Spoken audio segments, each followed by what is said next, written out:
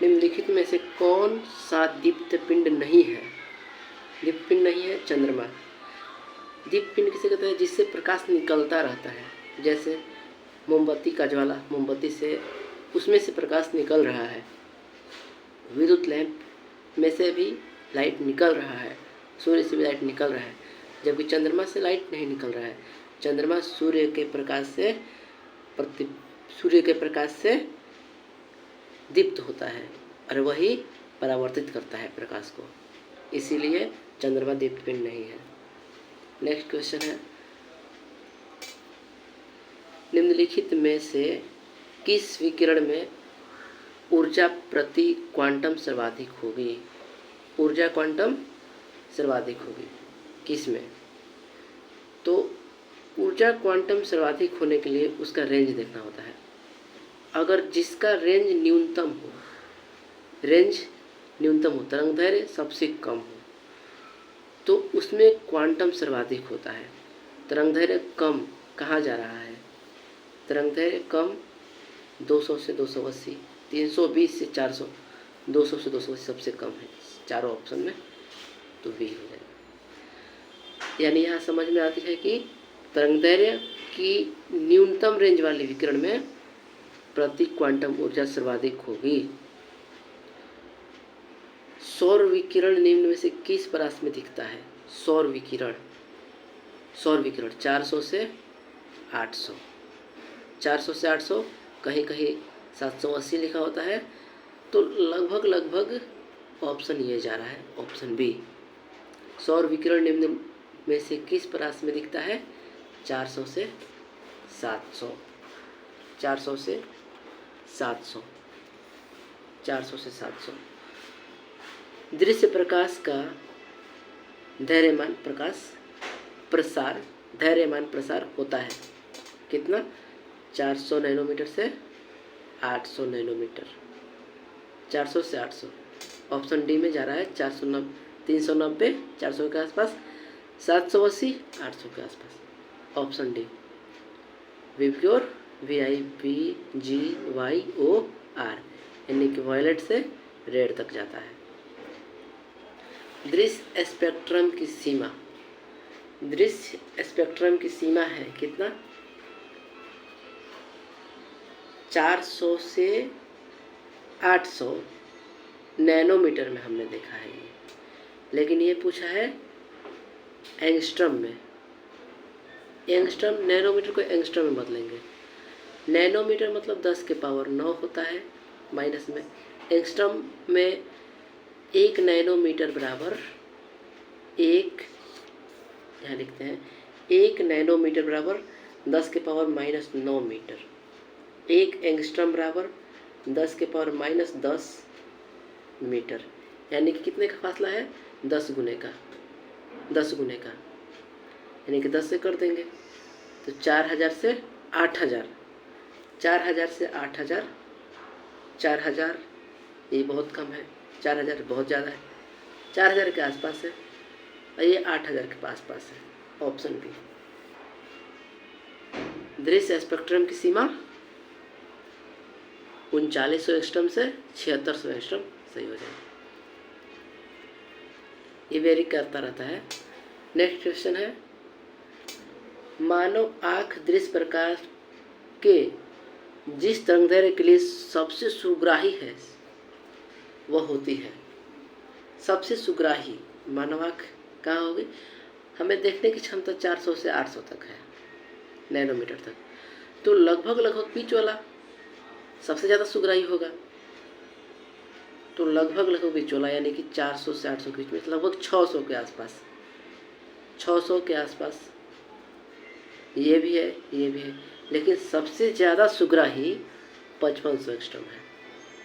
सबसे ज़्यादा सुग्राही 5500 एंगस्ट्रम, जो पीला और हरा रंग, पीला या हरा रंग का होता है, पीला या हरा रंग का होता है।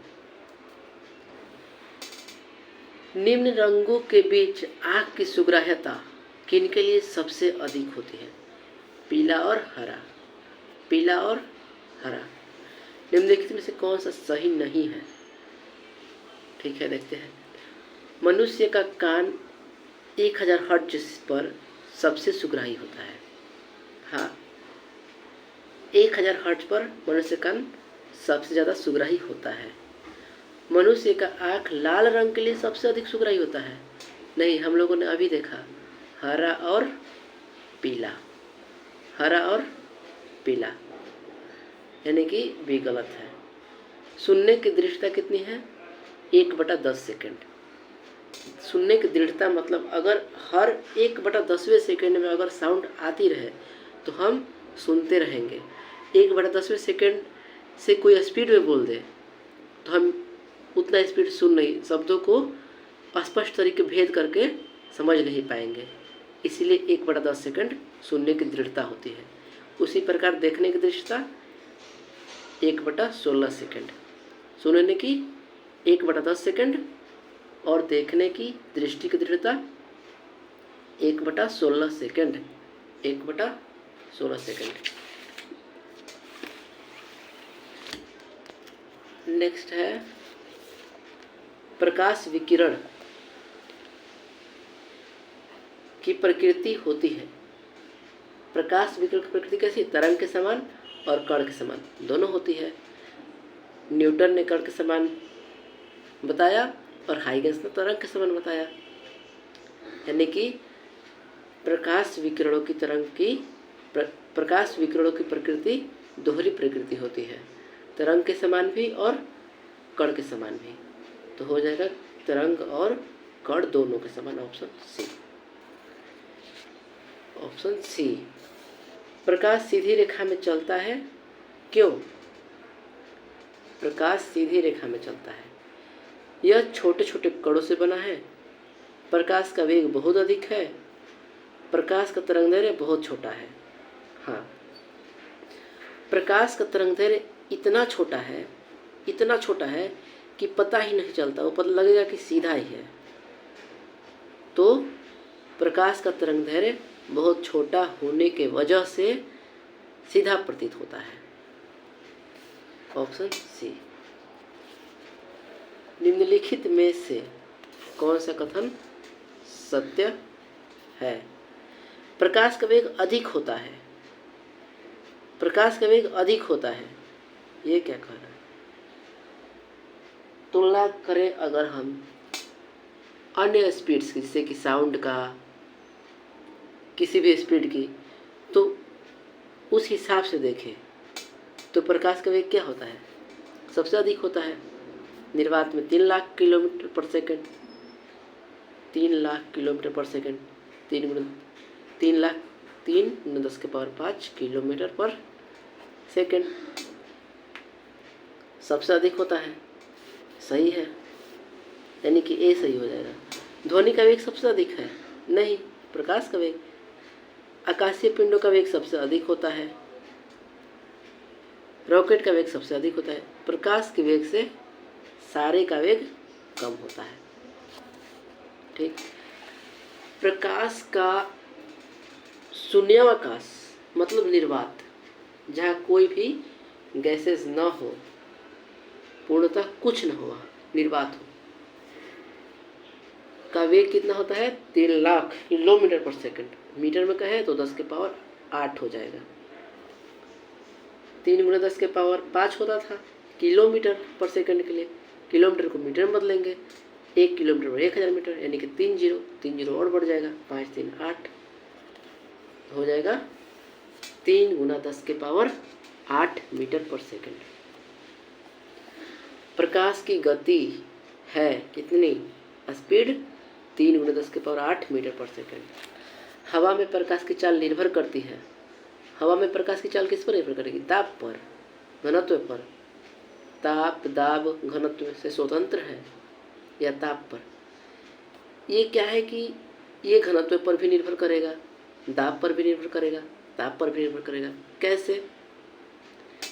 क्योंकि आप जानते हैं कि जहाँ वायु गर्म होती है तो प्रकाश वहाँ धीमे आता है। जैसे कि मृगमरीचिका नाम सुना होगा, मृगमरीचिका, रेगिस्तानों में पानी का अनुभव होना, जबकि नहीं होता है। प्रकाश का एक घटना है। तो क्या होता है कि प्रकाश जब आता है तो सघन माध्यम, विरल माध्यम इस हिसाब से चेंज होता है, जो ताप पर निर्भर करता है, ताप पर। और वायु का घनत्व कैसा है, वहाँ जलवाष्प कितना है उस पर भी निर्भर करेगा, तो घनत्व पर भी निर्भर करता है। इसलिए इसका आंसर हम दे नहीं पाएंगे। दाब पर भी हो सकता है, तो ACD हो सकता है, स्वतंत्र तो नहीं है। नेक्स्ट क्वेश्चन है, हवा में प्रकाश पानी की तुलना में तेजी से चलता है। हवा में प्रकाश पानी की तुलना में तेजी से चलता है। हाँ, हवा क्या है, विरल माध्यम, पानी सघन माध्यम, विरल माध्यम में प्रकाश तेजी से चलता है। हवा है, हवा में जितना तेज जाएगा, अब इस पानी है तो पानी में थोड़ा धीमा हो जाएगा, इसीलिए विक्षेपित हो जाती है किरणें। तो कथन एक सही है। हवा का अपवर्तनांक पानी से अधिक है, हवा का तो कम है। गलत है, लगभग 1 के करीब है। पानी का 1.33, हवा का लगभग 1 या 1.0001 कह सकते हैं, 3। प्रकाश का वेग अधिकतम कहाँ होगा, हीरे में। हीरे में प्रकाश का वेग अधिकतम होता है।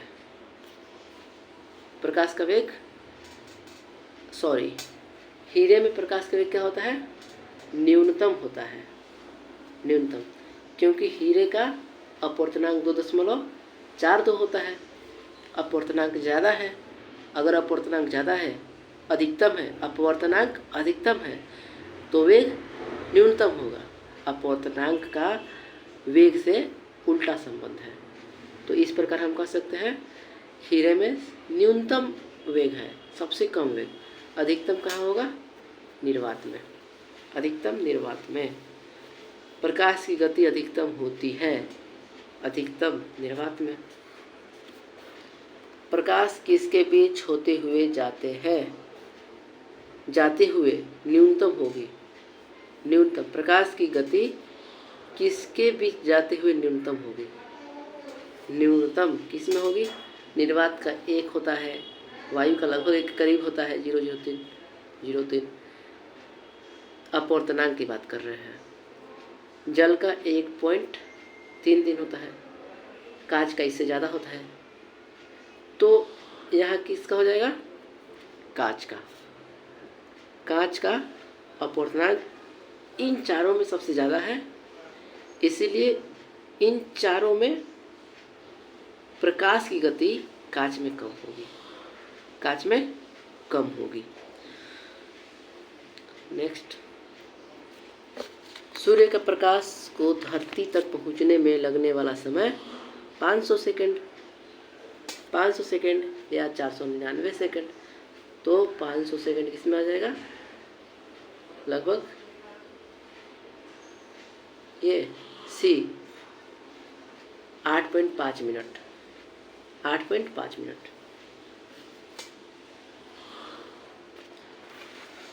नेक्स्ट है, सूर्य से पृथ्वी तक प्रकाश पहुंचने में लगभग समय लगता है 500 सेकंड, 8 मिनट का। सूर्य का प्रकाश पृथ्वी पर पहुंचता है 8 मिनट। प्रकाश का वेग अधिकतम, किसका वेग अधिकतम होता है, तो प्रकाश का सबसे अधिकतम वेग किसका है,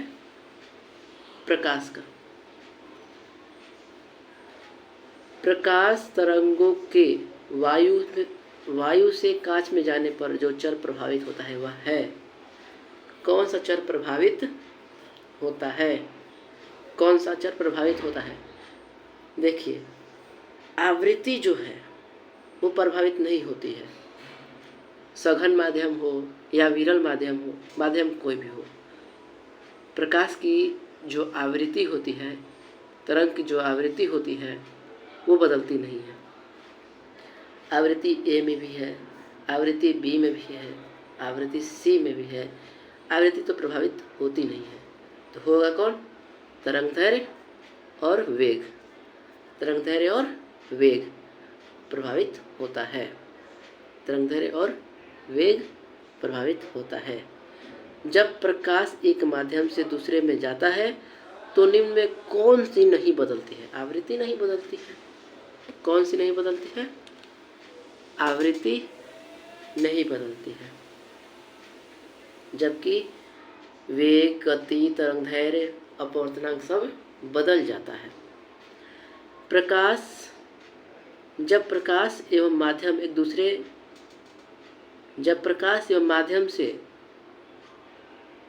दूसरे में जाता है, अच्छा यहाँ एक होना चाहिए। जब प्रकाश एक माध्यम से दूसरे माध्यम में जाता है तो निम्नलिखित में से कौन सा एक अपरिवर्तित रहता है, नहीं बदलता है? कौन नहीं बदलता है? आवृत्ति। अभी देखें, आवृत्ति नहीं बदलता है। आवृत्ति नहीं बदलता है। आवृत्ति नहीं बदलता है। Option D. जब प्रकाश की किरण सघन माध्यम से विरल माध्यम में गमन करती है तो प्रकाश, ये सघन माध्यम है, ये विरल माध्यम है। इसके ऊपर हवा हो गई, नीचे कांच। प्रकाश की किरणें सघन माध्यम से विरल माध्यम में गमन करती है। सघन, ये सघन है, सघन से विरल में जाना है। इसी की विरल से सघन में जाती तो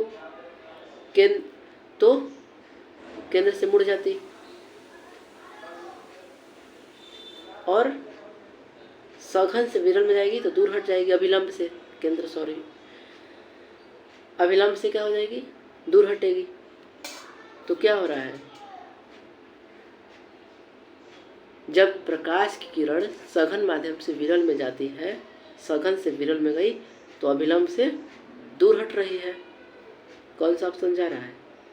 इसकी चाल बढ़ जाती है। हाँ, चाल स्लो हुई थी, स्लो बढ़ गई, चाल बढ़ जाती है। ठीक है। अभिलंब से दूर हट जाती है, अभिलंब से दूर हट गई। ऑप्शन ए सही है। साबुन के पतले झाग में चमकदार रंगों का बनना किस परिघटना का परिणाम है? किस घटना का परिणाम है? अगर साबुन के बुलबुले या पतले झाग में चमकदार रंग हो रहा है तो हाँ, बहुलित परावर्तन हो रहा है। और साथ में मुख्य रूप से यह व्यतिकरण की घटना है। मुख्य रूप से व्यतिकरण की घटना है जिसमें बहुलित परावर्तन भी हो रहा है। ऑप्शन ए सही हो जाएगा। नेक्स्ट है, पूर्ण आंतरिक परावर्तन होता है जब प्रकाश, पूर्ण आंतरिक परावर्तन कब होता है?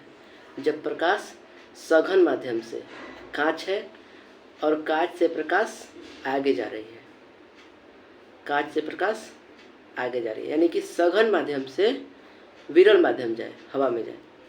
अगर सघन माध्यम से विरल माध्यम में जाए तो प्रकाश का